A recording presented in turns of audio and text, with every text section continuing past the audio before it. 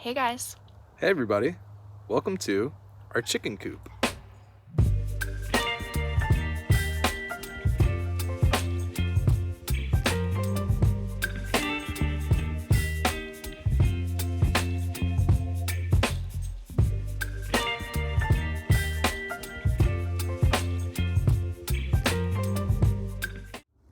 Well, thanks for being patient everybody. We're finally getting around to showing you our chicken coop. I know it's been here for almost a year now. We actually started the production of this exactly a year ago, and we built it rather quickly. All of our chickens are adopted, so they were full grown when we got them, and we only had a couple of weeks to get a structure built before they were being dropped off. So our chicken coop is 6 feet wide by 10 feet long, actually about 10 and a half feet long, and that gives us about 60 square feet on the inside, giving us roughly 10 square feet per chicken. We have 6 chickens in the coop, and if you look down here beneath the coop, we have additional area in here as their chicken run. So rather than the chicken coop being on the ground and that eliminating extra square footage, we actually have the whole inside available for the chickens to access. Now we'll go inside the chicken coop and take a look at what we've done. We actually made it so that both doors open up. It gives us a nice wide access to get into the coop. We're about 2 feet off the ground here, so we can get our wheelbarrow under here and we can pull all of our shavings out when it's time to actually clean the coop. We have 2 bolt locks here and a nice handle that we can open up, and when you get inside the coop inside is 4 feet by 6 feet, giving us 24 square feet on the inside of the coop, which is roughly about 4 square feet per bird, again with 6 chickens. Inside the coop we have a linoleum liner that's underneath the shavings, underneath our roosting boxes, our egg laying boxes, and beneath the shavings here is also linoleum. We painted the inside white, really just to keep it nice and bright, wake the chickens up nice and early for them to get up. And you don't see inside here, the ceiling is actually, we have a plywood ceiling, particle board ceiling, and on the other side of that, because the roof is this steel tin material, it's going to get really hot in the summertime. We actually have a layer of insulation foam through the top, styrofoam insulation that has a infrared, like a aluminum top, so that it reflects the infrared rays, and so inside the coop actually stays much cooler rather than the sun penetrating through the roof and heating it up. It also helps keep it a little warmer in the winter time.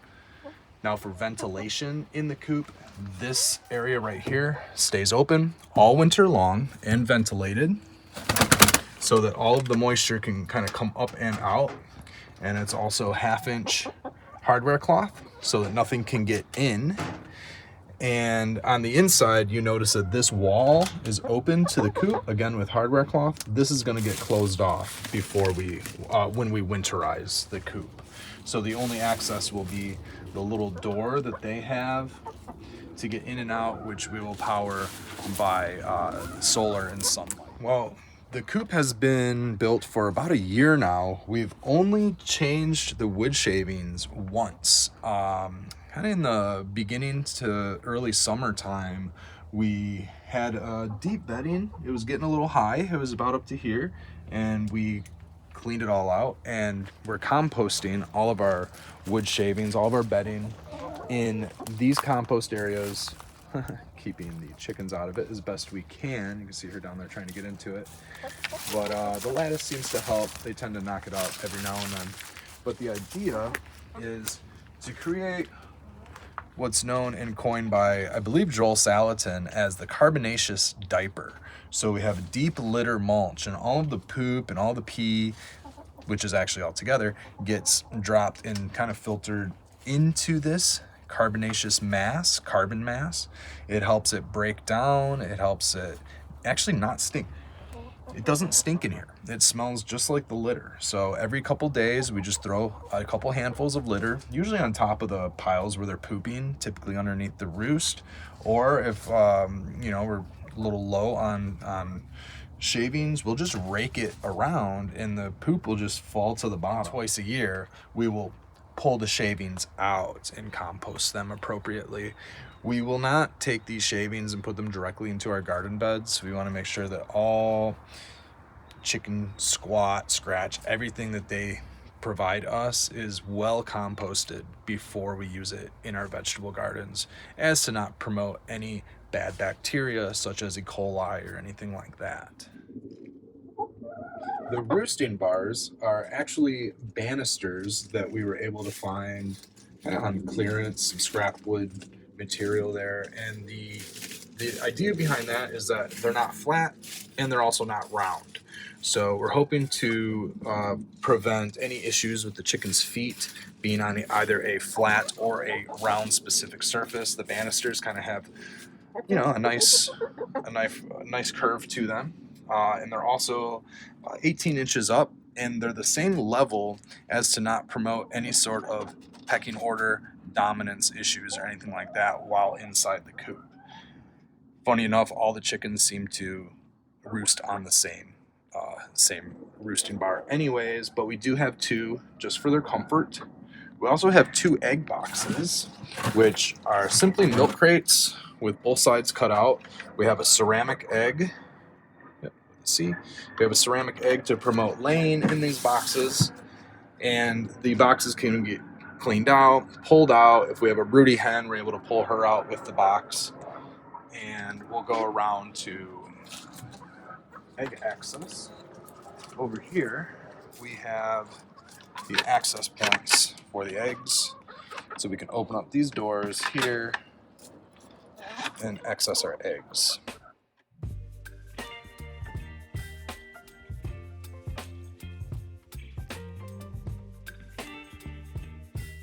So one day, I was out of town. Becca was taking care of the chickens. We had actually just gotten them. This was maybe a week after the chicken coop was fully built. And fortunately, I had these emergency latch releases here set up where I have these little, little pendant deals, and I can pull down on this, and it will actually lift up here. So I was out of town. And you notice I don't have any latches on the inside to get out. You're in here, you're stuck. And Becca locked herself in one day. Thankfully, I had already set this up in preparation for this because I knew it would happen. And all I have to do is pull on the string, and now I can open up. Pull on the string, and I can get out. So thankfully, that was working. So inside the chicken run area, I guess we'll start on the ground, which you notice we have wood chips. Again, a thick carbonaceous mulch layer, carbonaceous diaper to hold all of their poop, pee, all of their feathers, and all that stuff gets moved down in here. It also gives them something to scratch around, keeps them a little bit busy. They really love kicking around wood chips and getting whatever's underneath it. This is their food tower, and very simply, we fill this up with food. The chickens access it down here. It doesn't overflow out. Even though the chickens can make a mess of it sometimes, they take care of that. Next to their food, we have their grit. Definitely important. We don't have a lot of stones or pebbles in here. And then their water is simply a bucket with these little valves that stay topped off. And as the chickens deplete the water in there, the water fills itself back up.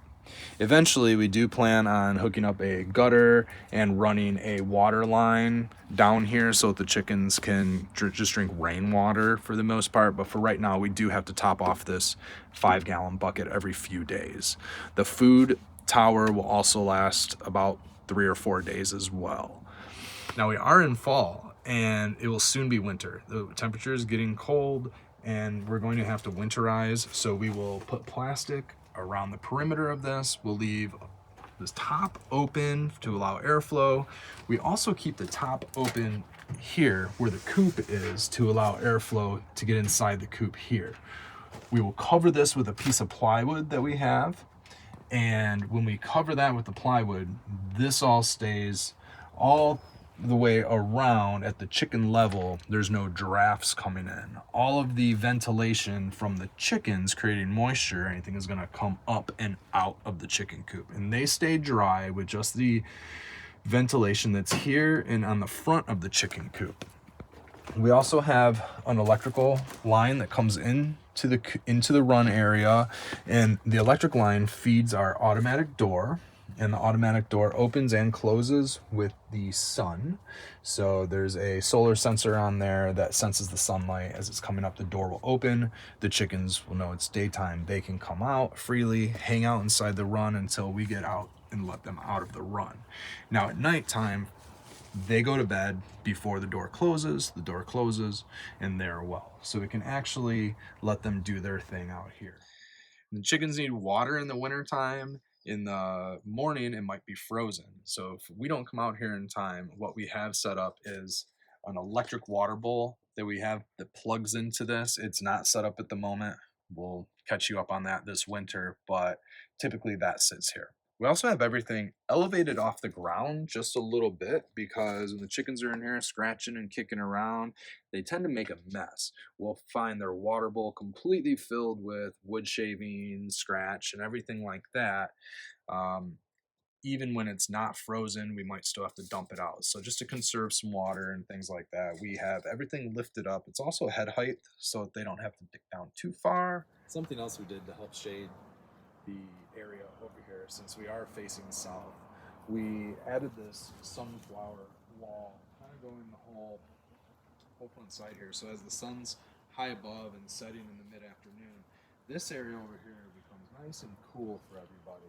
And they also get a chance to access some of these delicious sunflower leaves that they really like and enjoy. So during the season, we'll pluck sunflower leaves off and give it to them, and they absolutely love the sunflower leaves. And this whole area stays nice and cool for them. They get a chance to hang out. They'll lay over here. They'll perch up on the log, and they seem to stay really cool in the with the grass and everything. So we're trying our best to not kill off this section of grass and try to maintain a nice little microclimate for the chickens to be happy. Hey, little. Also have this very large area for them to roam. This is typically their space during the growing season when we have this garden and the back garden closed off to them because we have stuff growing in there that we don't want them to get into. But since we're cleaning up the garden, we actually have this whole raised bed for them to access. So they like jumping in here, going in there, and cleaning it up for us. They actually did all the cleanup work in this bed for us this season. This was filled with weeds not too long ago and grass, and they went and cleaned it up nicely. They also have access here. Come on around and show you.